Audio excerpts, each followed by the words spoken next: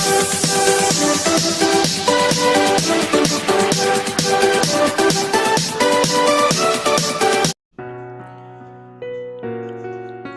चाहे सूर्य की हो चाहे आशा की, जीवन के सभी अंधकार को मिटा देती है। तो हेलो स्टूडेंट, कैसे हैं आप सब? आई होप आप सब अच्छे होंगे और घर पे अपनी प्रिपरेशन बहुत अच्छे से कर रहे होंगे।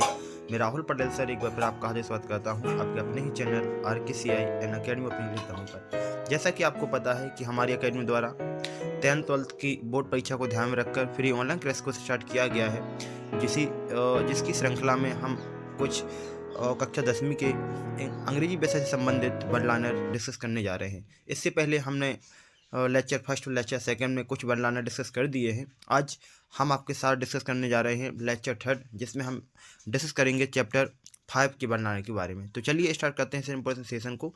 इस इम्पोर्टेंट सेशन को स्टार्ट करने से पहले मैं आपको बता दूं कि यदि अभी तक आपने हमारे YouTube चैनल को सब्सक्राइब नहीं किया है तो हमारे चैनल को सब्सक्राइब करें, बेल आइकन क्लिक कर दें ताकि आने वाली वीडियो का नोटिफिकेशन आप सभी के पास पहुंच सके। तो चलिए स्टार्ट करते हैं इम्पोर्टेंट सेशन को। आज हम इस सेशन के माध्यम से डिस्कस करने जा रहे हैं चैप्टर 5 के word liner Olympics of India के बारे में। ठीक है, तो सबसे पहले हम डिस्कस करेंगे a baker from Goa, Goa का बेकर। तो a baker from Goa, Goa का बेकर। 1 मिनट, थोड़ा सा मैं इसको जूम कर दूं ताकि आप बहुत अच्छे से इसको समझ सकें। A baker from Goa, Goa का बेकर। जैसे कि इसमें लिखा हुआ है, the baker made his musical entry with the जंग जंग साउंड। जो बेकर है जब वो वहाँ पे आता था तो अपनी एक म्यूजिकल एंट्री के साथ आता था। तो baker in Goa are known as poder. जो गोवा के बेकर हुआ करते थे उनको पैडर कहा जाता था। 1 minute. Peculiar dress of baker in Goa is known as the kabai. जो वो पेकुलर ड्रेस पहना करते थे उसको कबई कहा जाता था। बोल इज द स्वीट ब्रेड। जो बोल था वो क्या था? स्वीट ब्रेड था। ब्रेड का एक नाम था बोल। ठीक, चलिए इसके बाद चलते हैं थोड़ा सा और आगे। जैसा कि इसमें लिखा हुआ है, the main crop of Coorg is coffee. जो कूर्ग की मेन क्रॉप थी वो क्या थी? कॉफी थी। Kodagu is the smallest district of Karnataka. जो कोडागू था वो स्मॉल डिस्ट्रिक्ट था, कहाँ का? कर्नाटक का या कर्नाटका का था। Evergreen forest cover 30% of this district. जो एवरग्रीन फॉरेस्ट हुआ करते थे, जिसको बोलते हैं सदाबहार वन, वो 30% एरिया कवर करते थे। तो कोर्गिस या फिर कोर्गिस आर पॉसिबली ऑफ ग्रीक और अरेबिक डिस्केंट। मोस्टली जो ए पाए जाते थे वो ग्रीक और अरेबिक डिस्केंट में पाए जाते थे। ठीक, चलिए इसके बाद बढ़ते हैं थोड़ा सा और आगे। जैसे कि इसमें लिखा हुआ है, Coorg are famous for their hospitality. Hospitality मतलब अपनी चीज़ों के लिए, अपने जो उनको रीति रिवाजों के लिए या फिर अपने पहनाव के लिए बहुत फेमस थे। The Coorg regiment is one of the most decorated in Indian army. जो कोर्ग रेजिमेंट थी वो इंडियन आर्मी में बहुत डेकोरेट की गई, बहुत मतलब पूरा जो बेस था वो किसका था? कोर्गों का था। Kodavas have the permission to carry fire frame without a licence. मतलब उनको बिना लाइसेंस के जाना, कोई भी चीज़ ले जाना, कैरी करना, मतलब परमिट नहीं था, उनको परमिशन नहीं थी। Kaveri rivers flow in Coorg.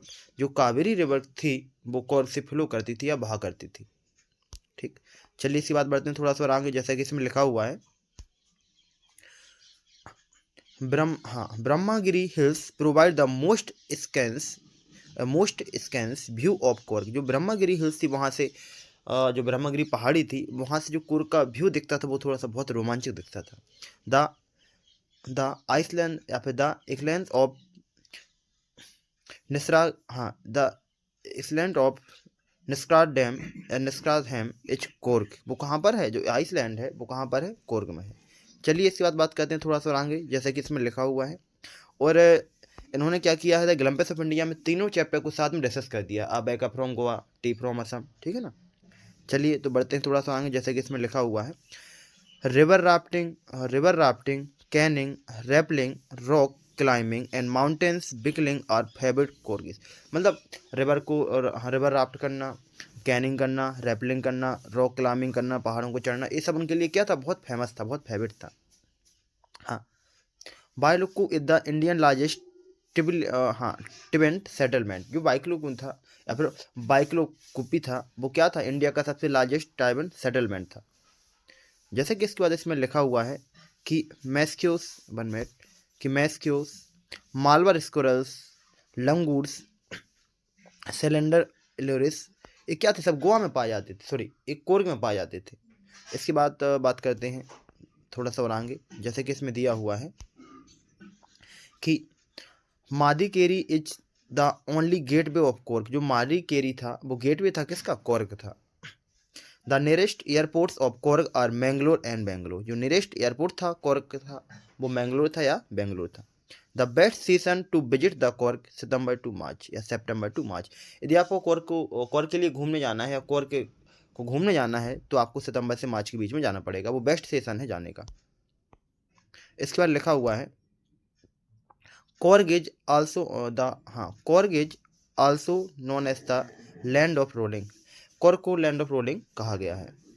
Okay, इसके बाद थोड़ा सा आगे बढ़ते हैं, जैसे कि इसमें दिया हुआ है 1 मिनट कि it is said that a part of Alexander army settle and married amongst local in Coorg. यहाँ पे बताया गया है अलेक्जेंडर आर्मी के बारे में जिन्होंने सेटल वहाँ पर हो गए और मैरिड जो कोर्ग के लोग थे इनके बीच की। इस पर लिखा है mahavat is a person who rides and train an elephant. जो महावत हुआ करता था वो एक पर्सन हुआ करता था जो ट्रेन को और एलिफेंट को राइड करता था या चलाता था। ठीक, चलिए इसके बाद बात करते हैं आर्टी फ्रॉम असम के बारे में। तो आर्टी फ्रॉम असम यहाँ से ही मोस्टली पेपर में क्वेश्चन पूछ लिए जाते हैं। आपसे बल्लाना में भी क्वेश्चन पूछा जा सकता है, MCQs बेस में भी पूछा जा सकता है। बल्लाना में शॉर्ट आंसर टाइप क्वेश्चन में पूछा जा सकता है, लॉन्ग आंसर टाइप क्वेश्चन में पूछा जा सकता है। जैसे कि इसमें लिखा हुआ है आर्टी फ्रॉम असम, असम की चाय। तो चलिए थोड़ा सा और आगे बढ़ते हैं, जैसे कि इसमें लिखा हुआ है कि हाँ, Arup Kumar Dutt has returned from Assam. जो अरूप कुमार दत्त थे, अरूप कुमार दत्त ने टी फ्रॉम असम चैप्टर लिखा हुआ है, एक स्टोरी लिखी हुई है। T was first drunk in China 2770 BC में। मतलब 2770 में BC में चाइना में इसको फर्स्ट ड्रंक किया गया, पिया गया। Assam has the largest concentration of plantation in the world. सबसे लार्जेस्ट और कंसंट्रेशन प्लांटेशन है जो कहाँ पर होता है, असम में होता है। Tea came to Europe only in the 16 century. जो टी आई थी, जो चाय आई थी वो यूरोप से आई थी 60 कंट्री में, 7वीं शताब्दी में। इसके बाद थोड़ा सा आगे बढ़ते हैं।